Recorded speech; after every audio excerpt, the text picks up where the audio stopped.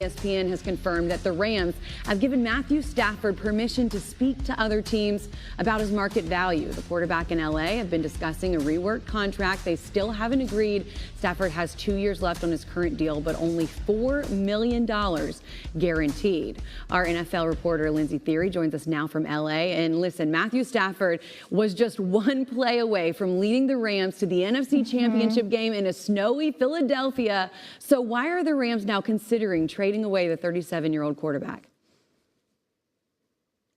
Kelsey, it all comes down to compensation. Matthew Stafford wants to earn more than the $27 million that he is scheduled to earn this season. So far, the two sides have not come to an agreement, so the Rams have given him permission to see what his value is on the market. Why would the Rams consider doing this? As you mentioned, they were one play away from advancing to the NFC Championship. I was told a month ago when I first asked about this, and the same thing today, that again, for the Rams, it also comes down to compensation. If they can recoup picks that could help them in the short or long term, I'm told, plus they have the ability to sign another quarterback in free agency, that could make it worthwhile. It might make it worthwhile, but the Rams really are not very motivated to get this done, to trade Matthew Stafford, because they are very happy with what he has done for them, obviously leading them to a Super Bowl only 4 seasons ago. And right now, any quarterback who they could sign in free agency, they would consider a downgrade. Though if they have to go that route, they could do it, because even another quarterback, they would not have to perhaps pay as much. That could give them some extra money to play around, to build around. As for when they would like to have a deal done or something in place with Matthew Stafford, I am told that they would like to target the start of the new league year on March 12th. Okay, so going to be interesting to see how it all plays out in terms of the money. But on the flip side of things, for Matthew Stafford, what's the likelihood that he'd be willing to go to a team that isn't right now an immediate contender?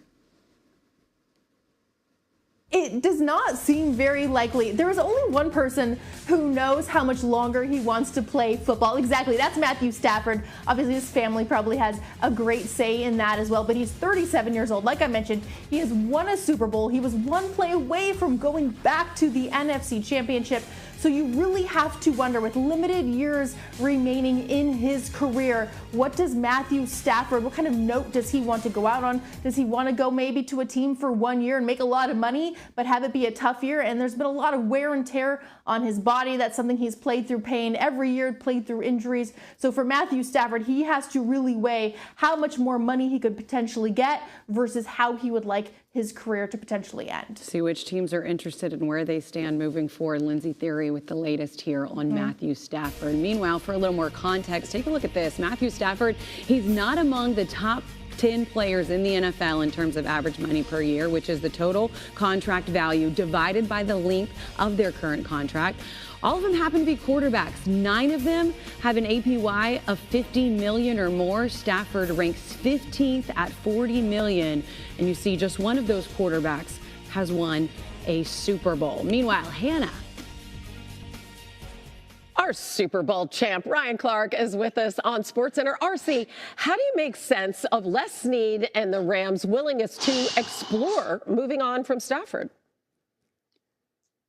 Well, Hannah, I think, you have to look at the position that they're in. His salary cap hit is extremely high next year, but you don't want to just break the bank for Matthew Stafford or a quarterback at his age. That just hasn't worked out well for many of these teams. And so what you do is you give him an opportunity to see what type of assets he could garner on the trade market, and also a chance for his agent, Jimmy Sexton, to talk to other teams about what a contract for Matthew Stafford would look like. And if you're the Los Angeles Rams, who I'm sure want him back, but want him back at the right price, maybe that puts you in a position of power to negotiate. We're saying, hey, man, this is all you would get on the market. Let's do a deal here and continue this relationship. It just feels like they become a worse team the minute he walks out the door, if that is what happens. They do. They do. I mean, that is just a stone cold fact. All right. Elsewhere, RC, I want to get your take on this, because we have a developing story on SportsCenter. NFL Vice President Troy Vincent said today that at least one team has proposed banning the tush push, of course, which the Eagles have used to great effect. There's actually potential for a vote at the owners' meetings next month. Come on, RC. Yeah, I know your answer right there. Take this out of the game? What are your thoughts? Hannah, it's not like every team even does it. I know. Right? Like, you got to prepare for it when you play the Eagles. You got to prepare for it when you play the Bills. Not everybody has a quarterback that's built like a truck, and they don't want to practice it. They don't want to implement it. There's a lot of teams that won't do this ever. You know who's not going to do the tush push? Detroit. You know who's not going to do the tush push? Whoever Matthew Stafford is playing for, because they don't have the personnel. And so now we're just going to be soft. Now we're just going to run away from coaching, from preparing our team. Think about Steve Spagnuolo and the Kansas City Chiefs as they faced the Buffalo Bills in the AFC Championship. They stopped it not once, but twice. For me, if this was a player health and safety thing, I understand it, Hannah. But for a team, right, or for a group of coaches to want to run away from work and not have to prepare for something that is just a part of the game, it's actually disgusting. And it's part of why this game is getting so soft in so many facets. Yeah, just figure out how to stop it or figure out how to do it, one or the other. But for Philly, it's been exactly 27 You can't touchdowns. beat them, join them. Yeah, exactly. 27 touchdowns over the last 3 seasons. It's a play. It's football, damn it. RC, good to hang out with you today. Thanks. I love it. The Bills and the Eagles have combined to run 163 tush pushes in the last 3 seasons. That's more than the rest of the entire NFL combined. Buffalo and Philly have scored a touchdown or gotten a first down on 87% of their tush pushes. The rest of the NFL has been successful on just 71%. Philly also, as you recall, scored the first touchdown of Super Bowl 59 on the tush push, which is just fun to say. What can I say? Mike and Tony with more in our PTI bonus topic. The NFL Combine in Indianapolis. And ESPN has confirmed that Colorado quarterback Shedeur Sanders will not work out at Lucas Oil Stadium. He will meet with teams, but it's not clear if he is even going to take a physical. He and Cam Ward, as you know, are considered the top quarterbacks in this draft. The top 3 quarterback prospects last year also decided to not work out at the Combine, and that's really become a thing for the top prospects lately. The last 5 quarterbacks taken first overall in the draft did not work out at the Combine. In fact, the last one was Baker Mayfield back in 2018. Of course, others have worked out. You know, a few guys you might have heard of, like Josh Allen and Justin Herbert and C.J. Stroud and Patrick Mahomes. Yeah, those dudes. Our draft analyst, Matt Miller, joins us now. And now that we know Shedeur is not working out in Indy, what will teams hope to learn about him this week, Matt?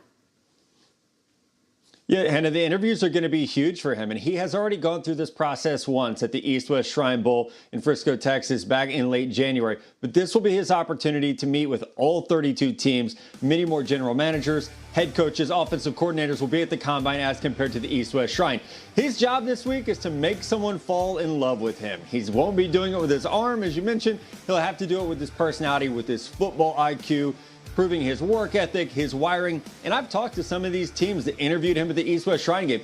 They loved their interviews with him. They said he was engaging, he was confident, he was mature, and you can tell he's the son of a football coach. Those are things that scouts love about Shedeur. Now he has to convince them that he is the franchise quarterback, that guy that can come in and change a franchise like Jayden Daniels did last year, like C.J. Stroud did the year before. So the pressure will be on him in these short speed dating style interviews that every prospect will take with these NFL teams. Well, he certainly understands from his dad what it takes to be a pro. And I know that you and Field Yates both have him going 6 overall to the Raiders in your latest mocks. Kels? Well, speaking of those mocks, here's a look at it, Matt, at all of the offensive skill players that he has in the first round of that mock. You've got Ashton Jeanty as the only running back going 22nd overall to the Chargers. There are 2 tight ends in the middle of the round, including Penn State's Tyler Warren going to the Colts. Also 4 wideouts led by Arizona's Teteroa McMillan going 9th overall to the Saints. So let's stay with him. What's a good NFL comp for a guy like McMillan, Matt?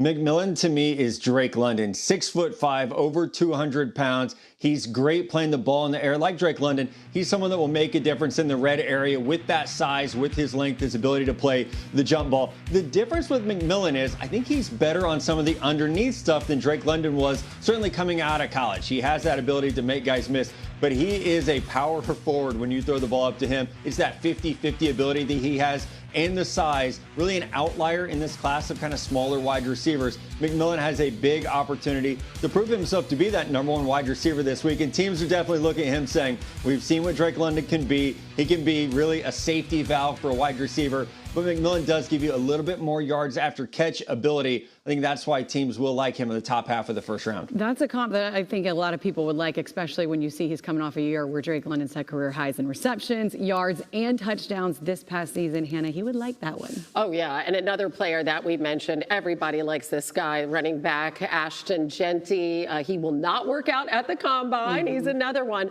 What's your best NFL comp for him, Matt? He is so tough to comp because he's so unique. He's so special. I think he's one of the 5 or 6 best players in this class. But when I watch him, I see Alvin Kamara. It's the ability to make things happen inside and outside the tackle box. He has elite contact balance. He just bounces off defenders. He's like a ping pong ball bouncing off guys. But he always finds that crease. He always gets to the next level. And he has great